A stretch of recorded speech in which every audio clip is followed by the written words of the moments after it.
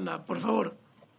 Bueno, en primer lugar, gracias a Jorge Campos por invitarme aquí a hablar en el Congreso, que además me dice mi madre, ¿vas a ir al Congreso, te vas a poner traje? Y dije yo, sí, pero por contraposición. Es decir, estamos acostumbrados a ver a Pablo Iglesias, que parece que viene del Chigre, de Escanciar Sidra, a los de la CUP en camiseta, a Esquerra Republicana. Y dije, bueno, pues al menos para... pero otra cosa, ¿no? Y que sea distinto.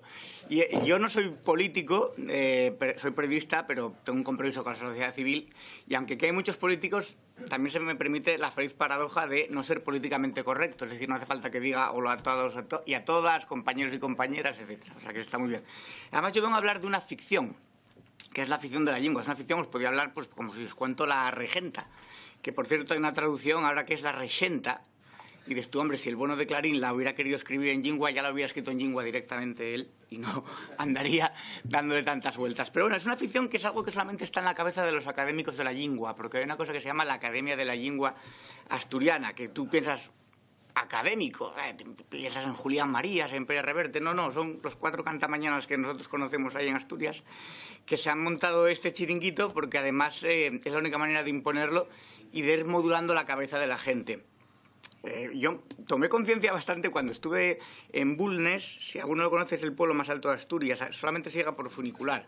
Es decir, antes de la creación del funicular, cuando caía la nieve, esa gente quedaba atrapada ahí, no tenían... Y en Bulnes, aparte de ser muy turístico, ahí viven 4. Pero no, o sea, no es una forma de viven 4. No, si alguno ha fallecido ahora, pues ahora serán 3, no sé. Y hablé con un señor allí, con un paisano como nosotros, oye, esto del bable, esto de la lengua...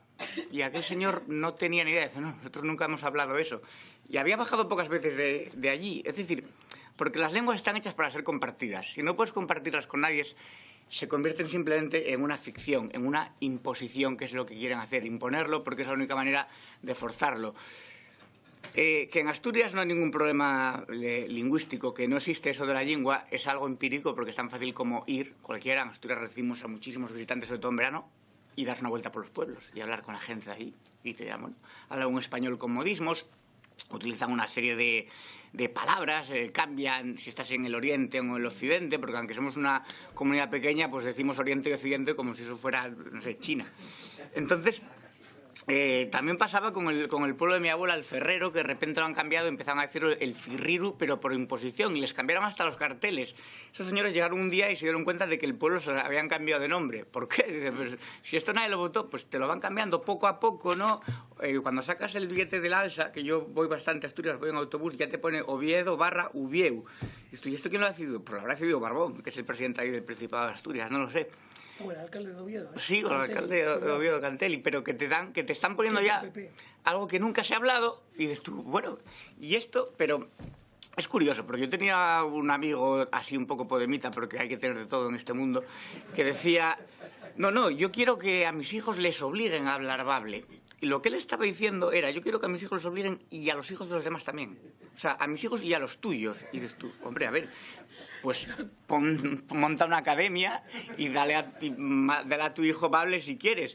Y una conferencia contra la confidencialidad que dimos, bueno, había unos contra y otros a favor, que dimos en Avilés, era muy gracioso porque yo argumenté que era un modus vivendi, que la gente quería vivir de esto del bable, que había una bolsa de dinero ahí.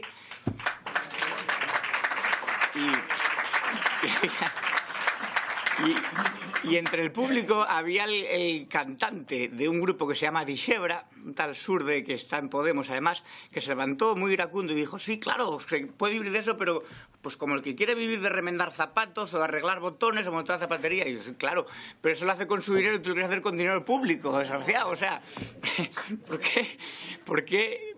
Es decir, utilizas el dinero público para imponer, ¿no? Y quieres vivir de eso. Entonces, al final hay unas minorías sectarias que boicotean la vida colectiva. Entonces, la lengua no puede ser como un urogallo que hay que preservar, incluso contra los derechos de los hablantes. O sea, yo estoy a favor de que se preserven los hórreos, pero no me obligas a vivir en uno. Entonces ahí ya tendríamos un problema. Eso lo hablaba ya también mucho Emilio Alarcos o Jesús Neira, que era catedrático emérito de dialectología.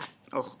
Entonces, la confidencialidad real es imposible porque no se puede estudiar una lengua que no se habla, ni estudiar el asturiano como si fuera una lengua extranjera. Bueno, vamos a tener clase de inglés y de asturiano.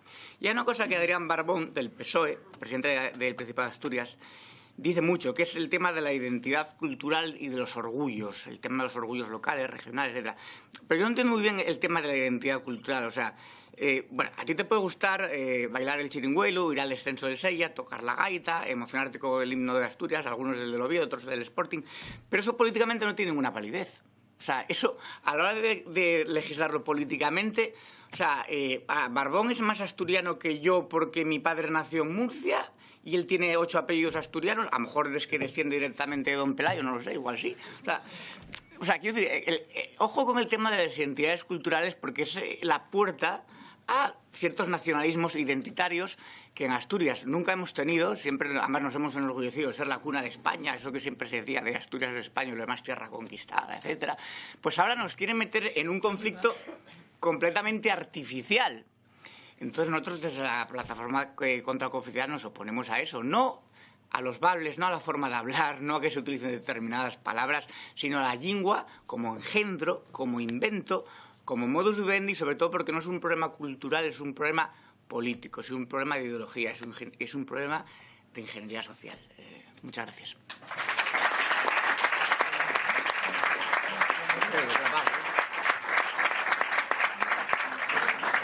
Roberto lo clavó, le quedaban todavía 2 minutos y medio. Bueno, Roberto con café. Y una cosa, como apunte a todo lo que dice Roberto, que comparto absolutamente, tenéis todos que saber que toda la expansión de esta lengua inventada que quieren imponer en Asturias como modus vivendi para muchos, el origen, el germen de toda esa evolución está en una ley aprobada en 1998 que se llama la Ley de Promoción y Uso de la Lengua.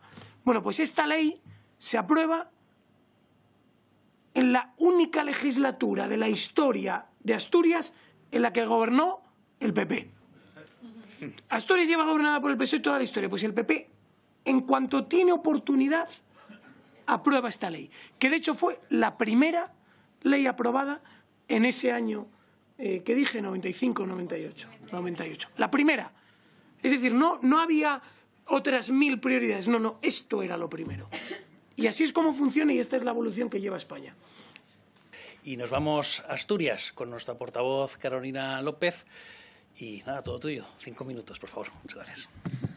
Muchas gracias, Ignacio. Me reitero los agradecimientos de los compañeros al Grupo Parlamentario Vox y vamos directamente ya al grano. Asturias, que al final es la cuna de España, tampoco se libra de esta locura lingüística y han creado pues un artificio académico que ellos han denominado lingua, pero también eonaviego. No les bastaba con una lengua, que han creado 2 lenguas, que además ellos mismos ni conocen, ni hablan, ni utilizan. Es más, en esta misma semana ha habido un pleno, el debate para llevar a cabo la reforma del Estatuto de Autonomía e implantar la oficialidad en Asturias, y hemos visto que los 3 grupos proponentes, los 3 de izquierdas, pues sus discursos o eran leídos en una lengua, ¿no?, que se veía que era artificial, impostada y muy robótica, y cada poco pues a trompicones, y la parte en español pues de una manera muy fluida. Es decir, ellos mismos no conocen ni siquiera lo que están hablando y lo que pretenden imponer al resto de los asturianos. Así que a día de hoy no hay una oficialidad como tal, pero sí hay una oficialidad de facto. ¿Por qué? Porque tanto la lingua como el eonaviego puntúa en algunas oposiciones, es una asignatura que ya se imparte en los colegios y los institutos desde hace muchísimos años. De hecho, a día de hoy, con que un solo alumno solicite estudiar la asignatura de lingua, ya se le pone un profesor de lingua. No hay dinero para contratar a profesores que se necesitan para los niños con necesidades educativas especiales, pero sí hay dinero para contratar un profesor de lengua para un solo alumno. Luego está lo de la toponimia, que antes ya lo hablaban, ¿no? También han cambiado los topónimos y han llegado a la barbaridad más absoluta, ¿no?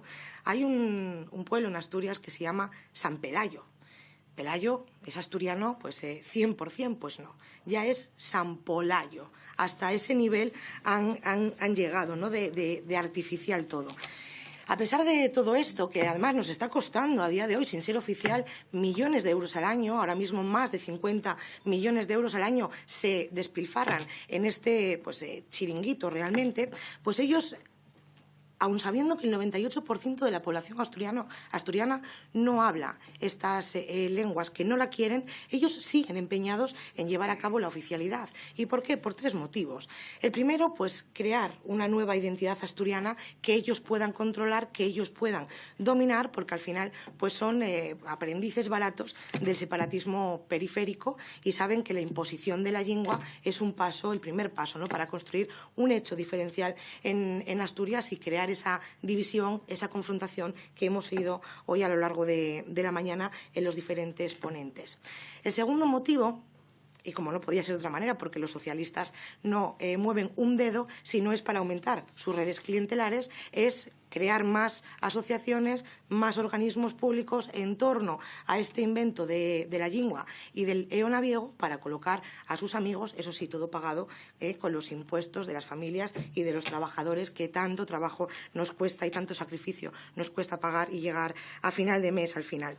Y, por supuesto, un tercer motivo, que es distraer a la sociedad. Mientras que está este debate sobre la mesa, no se habla de lo que verdaderamente importa a los asturianos y también se evita hablar de la nefasta gestión política por parte de los socialistas que en Asturias llevamos prácticamente soportando 40 años.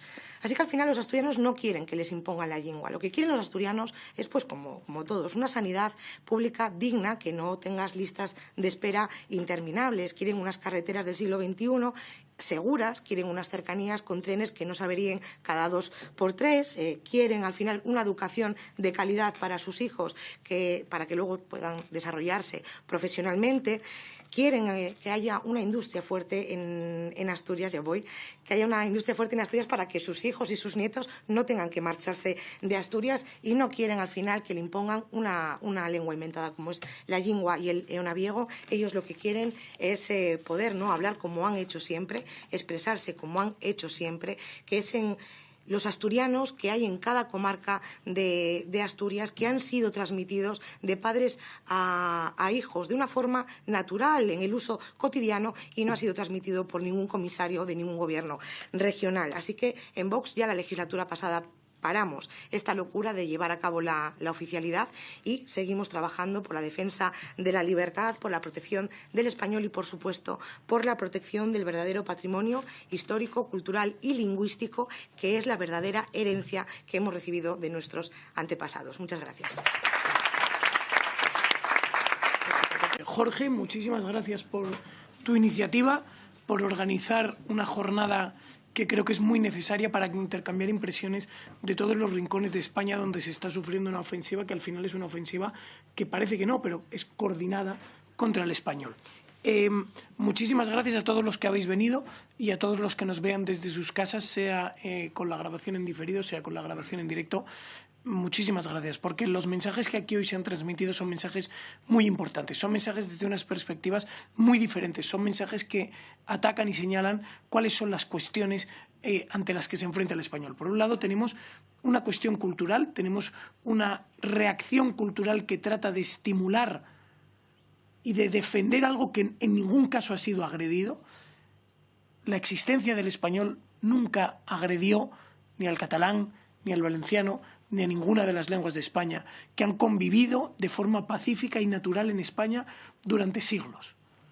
Son realmente las lenguas de España legados culturales que siempre se han respetado, que siempre han existido y que siempre seguirán existiendo como lo que son, una pata más del elemento cultural español.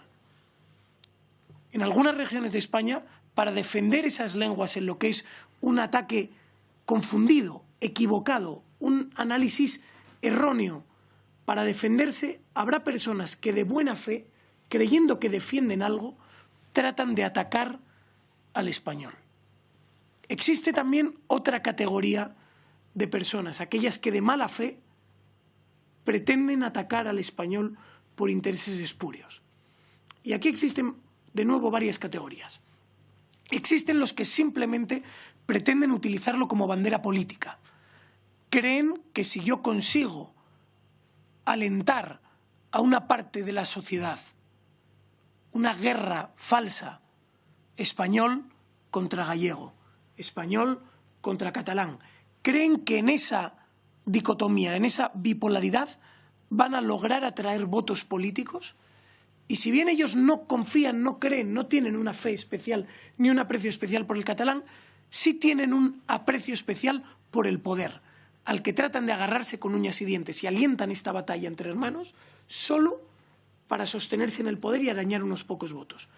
Pero existe, si acaso, otra categoría de personas que también con mala fe atacan al español por motivos puramente económicos. Y estos probablemente sean la categoría más despreciable de estas personas que quieren generar daño porque sí. Son personas que saben que no existe una dicotomía gallego frente a español, o catalán frente a español. Son personas que ni siquiera pretenden permanecer en el poder ni manejar los resortes del poder. Son personas que simplemente de tapadillo quieren vivir económicamente de los impuestos de los demás sin nunca tener que dar la cara. Y son esa categoría de personas que en Asturias lo estamos viendo y en otras regiones de España vemos cómo se incentiva un idioma artificial, esa lengua automatizada y procesada que nunca jamás se habló, que nunca jamás existió, pero que se está estimulando precisamente para poder percibir subvenciones, vivir en un puesto de trabajo a golpe de, sea enseñar, sea traducir, sea escribir en esa lengua de forma artificial y simplemente vivir de ello. Estas personas que estimulan esta batalla solo por su bolsillo están siendo utilizadas por aquellos que quieren aferrarse al poder para conformar esas capas de sociedad apesebrada y de voto cautivo.